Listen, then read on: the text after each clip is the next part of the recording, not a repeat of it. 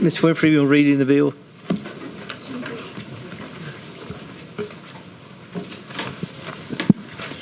House Bill 454 by Representative Butler enacts the Gracey-Claire Rushing Act, which provides for the chain of custody for human remains and internal organs. We do have an amendment, It's a substitute bill? yes. Yes, ma'am. You can read it in.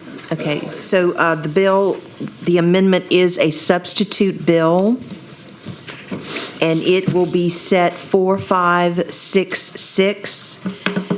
And let me explain to you what it does. It basically wipes out the entire bill as it originally was introduced. The first part of the substitute bill creates an exception in the law. Currently, the way the law reads, certain federal, state, and local governments are exempted from the rules dealing with the treatment of human remains. So what we are doing is we are creating a provision that says federal, state, and local governments and political subdivisions will be subject to the Gracey-Claire Rushing Act. The Gracey-Claire Rushing Act's purpose is to establish audit and communication protocol for the handling of remains and organs during autopsies and forensic investigations. It will require a pathologist to notify the next of kin if an organ is removed. They will have to notify the coroner within 24 hours of retaining an organ. They will have to complete a written certification, sign and date the certification, and provide the certification to the coroner. They will have to ensure that the certification remains with the body and is given to the entity that receives the body. It will require the coroner to notify the next of kin within 48 hours of receiving notice from the pathologist. It will require the coroner to give the next of kin the reason for the retention of the organ, the timeline for return of the organ, and contact information for any inquiries. The next of kin is entitled to the certification and the autopsy report. The Department of Health will promulgate rules to implement these rules, including a standard form for the certification and notice to the next of kin. The failure of the pathologist or coroner to comply, including the use of a standard form for certification and notice, shall be a violation of the rules. The Attorney General is authorized to administer, investigate, and enforce the law. The Attorney General is allowed to impose a $5,000 fine per violation, as well as impose injunctive relief and civil remedies. That is the totality of the amendment, which is a substitute bill. Thank you. All right, do I have a motion on the substitute bill? Oh, you got questions first? Oh, I see no questions. You move favorable? We haven't seen it.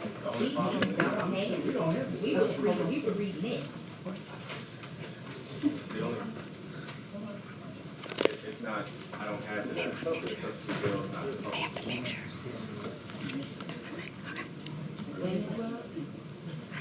Ms. Winfrey, you want to explain? Okay. The substitute bill was, we were asked to keep it confidential until it was introduced today, so it has just been released, and in a few moments, Ms. Jones should have released it. Okay, it should now be on your computers.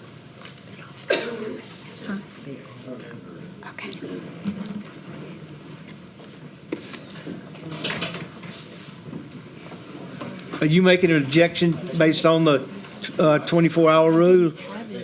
Oh.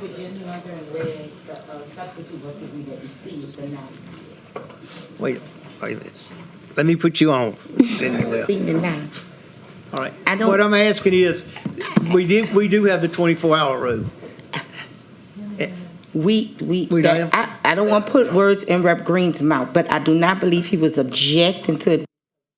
We were just looking for The copy of the bill. a copy of the substitute amendment so we could follow along with Ms. Winfrey. And so now that it's published, we just won't have a chance to look at it. Nobody's objecting. Would you like me to do it again? To read it? No.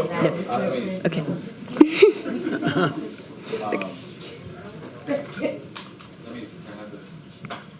All right, you got the floor now. Thank you, Mr. Chairman.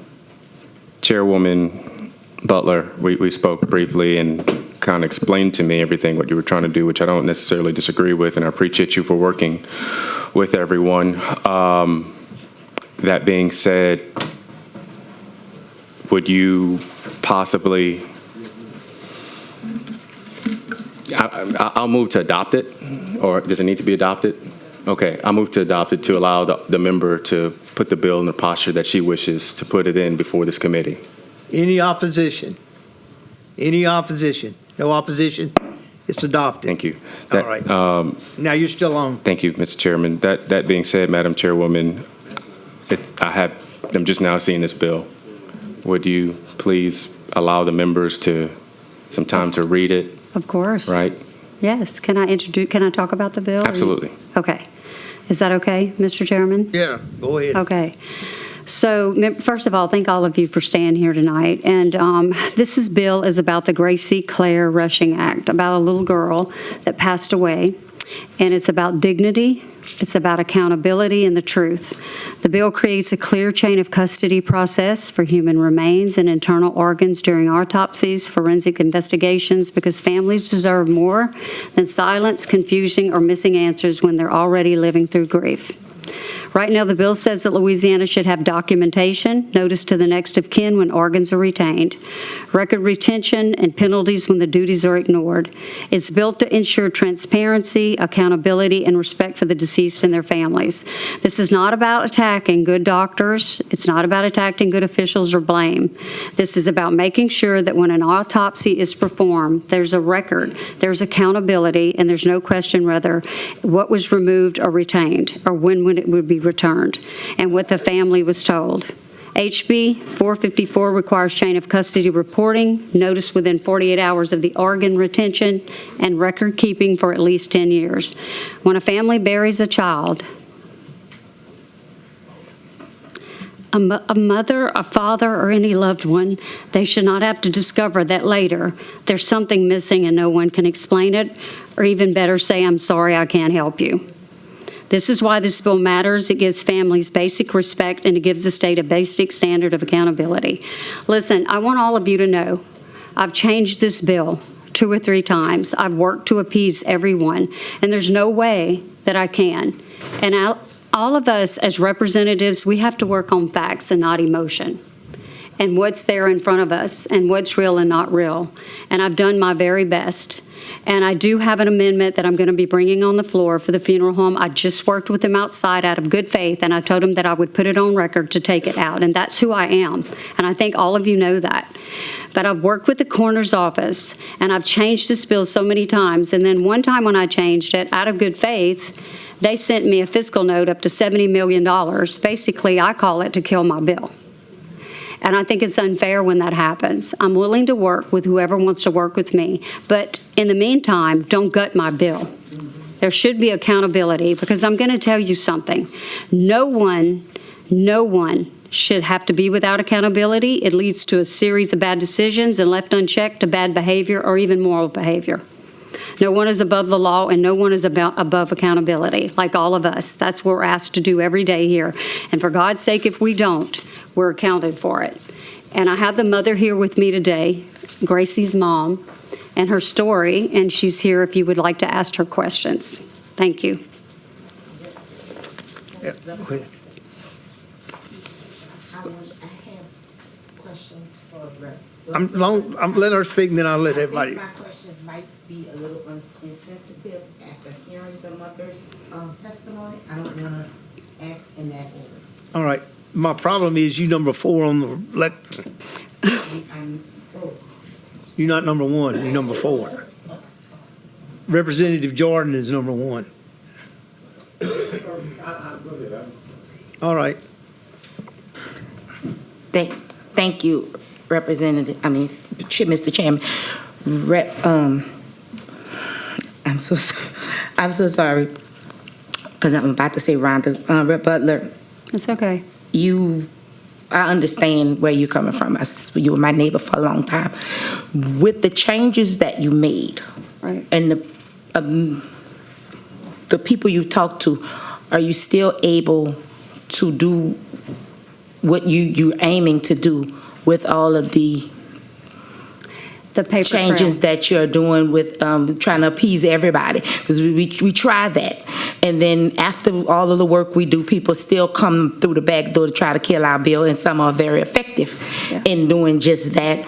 Or is so many amendments placed on the bill that the bill basically does absolutely nothing. It's just a feel-good bill. Doesn't look like your bill anymore. Exactly. Or it's just words on a paper because there's nothing that's going to be done. Nobody held accountable, and our families are still in the position they were before we started. So, again, with all of the changes that you've made, are you still able to obtain the final outcome? Yes, ma'am. I believe that. Okay. And I don't want to ask ahead of the questions, but I don't want to ask because this is such a sensitive topic, and I did not want to put this out there after hearing from you. Ma'am, I don't know your name yet because you haven't introduced yourself. I just didn't want to do that because... Thank you for answering my questions, Red Butler. Thank you. All right. Please give your name and your who you represent. Hi, my name is Krista Romero, and so I'm a mother from Lafayette, Louisiana. I'm also a practicing nurse. I've been a nurse for 17 years. And I'm here today because of my daughter, Gracey, and because no parent should have to go through what I did. In 2009, when I was 23 years old, my little girl died unexpectedly. She was here, and then she was gone. And if it had been the worst of it, it would have been enough pain to last a lifetime. But it wasn't. I buried my daughter 3 times, in 2009, 2010, and 2017. After her death, we had no answers. Her cause of death was listed as undetermined. Losing a child is hard, but not knowing how they die is harder. So her father and I made the painful decision to exhume her body. As you can see in the picture, and we paid for an independent autopsy. That is when I learned Gracey had been buried without her heart. Her heart had not been returned to her body after the first autopsy. My daughter had been on the ground for almost a year before I learned that it wasn't there. I spoke to the coroner's office and was told everything was sent to the funeral home. I spoke to the funeral home and I was told that if the heart wasn't in her body, it's because the coroner's office never sent it. There was no documentation and there was no paper trail. No one could tell me where my daughter's heart was or what happened to it.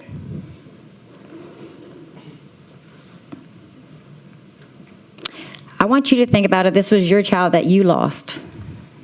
And you find out 9-10 months later that the heart is missing and no one can tell you where it's at. There's no paper trail, no documentation, no accountability. I lived with that for 8 years. In 2017, after continued efforts to find answers, I learned the truth. The coroner's office had my daughter's heart the entire time. For years, while I grieved and felt like a failure as a mother, not being able to bury my daughter whole, her heart was sitting at the coroner's office on the shelf. We buried it with her, and that was the 3rd time I buried my daughter. Gracey will be graduating this year, and instead of planning a graduation, I'm here asking for your help to ensure this doesn't happen to anyone else. No parent should ever have to ask, where is my child's heart? My goal is simple. I'm going to run out of time. I respectfully ask for your support. Thank you. Representative Jordan. Thank you, Mr. Chairman, and thank you, Rep. Butler, for bringing this. I know you've worked hard. I know you and I have talked on this bill, and certainly my my sorrow for your loss. One thing I do have a concern about, even though you're giving the Attorney General the ability to prosecute on this, are you taking away a private right of action at all? And you understand what I'm saying? Yes. Are you taking away the parents, in this case, No. the parents' ability to sue for this? And I think under Crystal's cases, she slept outside of academy to wait for this famous person that was there to sign a football to raise money to exhume her child. So there was no more money left to sue. So if she wanted to, she didn't have the funds for that. So that's not my intent.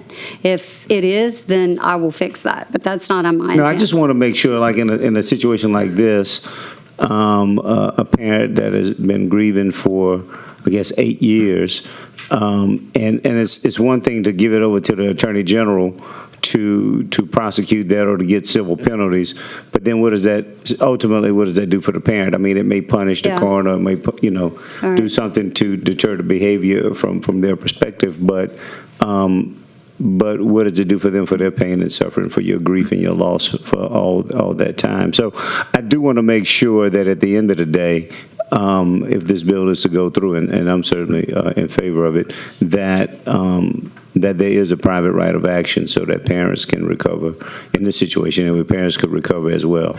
Well, I always respect your opinion, and I'd asked you to kind of look at some things from it. Listen, if this bill isn't perfect, and we never have a perfect bill, but I've worked hard, but if there's something any of you think, and even the coroners, I'm not going to gut this bill, but I can fix this bill and work on this bill if I'm crossing some boundaries that I'm not an attorney that I don't see, I'm willing to work on. No, I know you are, and I'm not, and again, I'm not saying even if it doesn't, that would be something that would change my opinion on the bill. Okay. I just think that in addition to the Attorney General, I think in this case, the people that actually suffer should have a right to recover. We can talk about that. All right, thank you. All right, Representative Abear. Thank you, Chairman. Rep. Butler, I want to thank you for bringing this bill. And to my friend, I want to thank you for your determination and courageousness all these years that gets you in that seat today. And I will ask that at the appropriate time to move for favorable passage. Thank you. Representative LaFleur.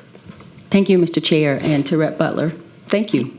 You worked very hard on this bill. You have attempted to talk with anybody that would talk with you. And you also deployed all of your lawyer friends to help you in getting the wording right and getting this draft. That, to me, is just a statement of who you are as a legislator. And I wish we had more like you. You too. Thank you. Thank you. Representative Edmonds. Thank you, Mr. Chair. Thank you, ladies. Thank you, Crystal. Lots of courage. Thank you, Representative Butler. Am I simplifying it to say that there was not a system in place to track an organ that was taken from a body in an autopsy? Is it as simple as that? It's as simple as that. That's what I thought. So we are trying to establish a system of checks and balances so that this never happens to anyone else. That's correct. Okay. Thank you very much. Thank you, Mr. Chairman. Representative Green. Thank you, Mr. Chairman, and Ms. Romero and Rhonda. You guys have suffered an immeasurable pain that I can't comprehend. I'm a father of four children, and my heart goes out to you and you, Rhonda. And I want to echo the sentiments of my colleagues. As I'm reading the bill, it seems like you've alleviated a lot of the concerns that were explained to me, and so I thank you for that. And I know that if there are any other major concerns that, Edmund mentioned, that you'll be willing to work on that, but I have no issues with Most definitely. With your bill as it's written, and I think you've done a great service in what your bill is attempting to remedy. So That means a lot. Thank you. From you. Thank you. Thank you. Representative Owens. Thank you, Mr. Chair. I want to make sure I understand. Although there's no, Representative Representative Edmondson was talking about no mechanism. Was there no statute under which we could prosecute negligence or whatever this error might have been? No. That's what we need to do. Because, I mean, Some you accountability. can't just create a law in mid-fight. Yes, sir. Okay, thank you. All right, the board is clear. We've got a whole lot more cards. Lenore Whitney, if y'all would vacate the day, We will. we've got three more, or at least three more. Thank you. Lenore Whitney. Let's see. Ms. Romero talked.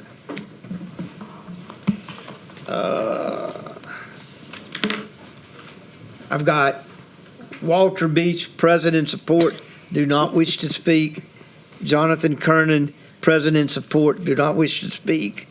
Patricia Lanier, President support, do not wish to speak. Susie LeBrie, President support, do not wish to speak. Jamie Boudreau, President support, do not wish to speak. Pamela Taylor Johnson, President support, do not wish to speak. Doyle Boudreau, President support, do not wish to speak. Summer Smith, President support, do not wish to speak. Michael Lunsford, President support, do not wish to speak. Excuse me. Erica Enzina, President support, do not wish to speak. Larry Davis, President support, do not wish to speak. Amy Rogers, President support, do not wish to speak. Julie Vincent, President support, do not wish to speak. Lucas Broussard, President support, do not wish to speak. Adrian Bruno, President support, do not wish to speak. Darlene Noel, President support, do not wish to speak. Michelle Getty, President support, do not wish to speak. Derek Babcock, President support, not wish to speak. Chris Johnson, President support, do not wish to speak. Jessica Ritchie, President support, do not wish to speak. Angel Bertrand Pierce, President support, do not wish to speak. Dontrell Thomas, President support, do not wish to speak. Ashley Moran, President support, do not wish to speak. Detrina Lambacy, President support, do not wish to speak. Janet Romero, President support, do not wish to speak. Tiffany Broussard, President support, do not wish to speak. Shelley Judice, President in support and do not wish to speak. Taylor James, President support, do not wish to speak. Troy Avery, President support, do not wish to speak. Josie Manuel, President support, do not wish to speak. Bridget Osbooks, President support, do not wish to speak. Laurie Johnson, President support, do not wish to speak. LaMonica Flugits, President support, do not wish to speak. Linda Perot, President support, do not wish to speak. Shanna Miller, President support, do not wish to speak. Nicole Thomas, President support, do not wish to speak. Amy Reed, President support, do not wish to speak. Susan Rayburn, President support, do not wish to speak. Judy Dixon, President support, do not wish to speak. Dave Dixon, President support, do not wish to speak. Ariana Henderson, President support, do not wish to speak. John Douglas Welch, President support, do not wish to speak. Beverly Renas, President support, do not wish to speak. Sandy Alatoir, President support, do not wish to speak. Christy Brashear, President support, do not wish to speak. Angela Gagliano, President support, do not wish to speak. Lee Turner, President support, but do not wish to speak. Laura Haynes, President support, do not wish to speak. Angela Turner, President support, do not wish to speak. Callie Turner, President in support, do not wish to speak. Jamie Creed, President support, do not wish to speak. Ultra Turner, President in support, do not wish to speak. Lerner Jones, President support, do not wish to speak. Brittany Cretchen, President support, do not wish to speak. Alexandra Carter, President support, not wish to speak. Monique Brasso, President support, not wish to speak. Lindsay Falk, President support, do not wish to speak. Ladidra Drew Hart, President support, not wish to speak. Sharon Thomas, President support, not wish to speak. Jean Mills, President support, not wish to speak. So that leaves, Look at the voices. the floor is yours now. Please state your name. Good. Thank you very much. Lenore Whitney. I'm a former state representative under Governor Bobby Jindal. So that goes back very far away. Thank you, Chairman and committee members. I am here basically moral support for Crystal Romero. I, too, am a mother who has lost a child. Look, I didn't get emotional. And has asked and requested an autopsy. I can't even imagine not having all the body parts delivered and for a proper burial. So because there is no accountability and there's no transparency on the delivery of these bodies, on the autopsy body from one place to another, I think it's just unimaginable that anybody has to go through this. So this substitute bill, which Crystal and Representative Rhonda have worked on for a very long time, with heart and with preciseness for accuracy and accountability. I'm here just as moral support.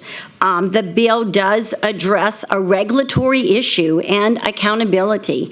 So it's basically about notification of delivery that should be and should have always been a standard for any deceased member and for autopsies.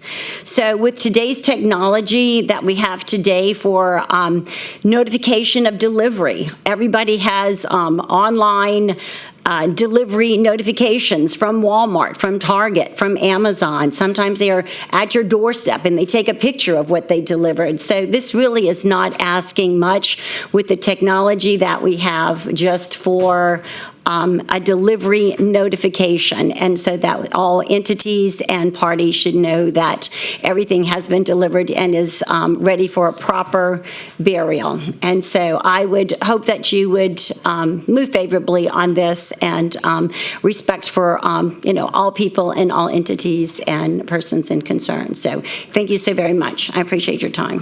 Thank you.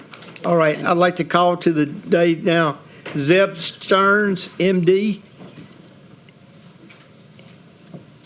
He's filed a red card. I have Grant Scherner, if he'll come to the day, and with Attorney General Liz Morrell. He's still here? Grant Scherner? He's not here? All right. What about Kerry Jones?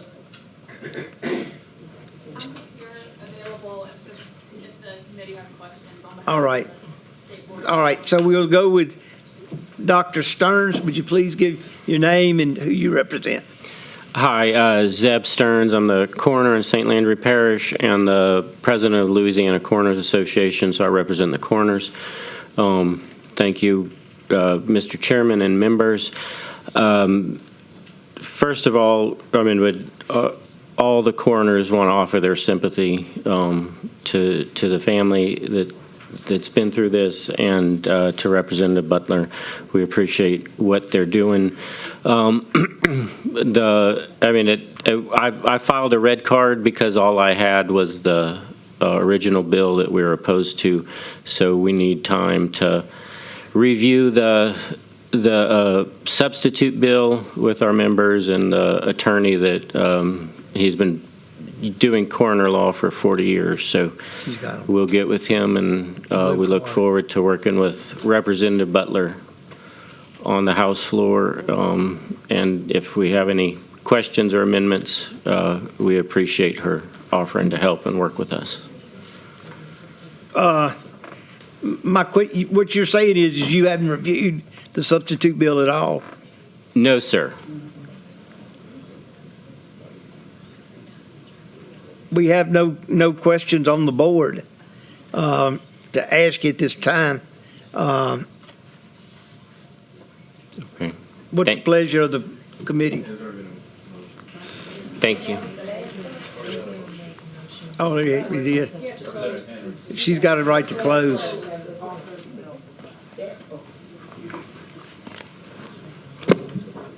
Members, thank you so much for your time today. And like I said, I'm willing to work with this going to the floor. If there's something I've missed, I'm open to suggestions, but I'm not going to gut this bill. Just know that. So I appreciate you and thank you for all that you've done here today for me. And I'm ready to close. Ask for favorable passage.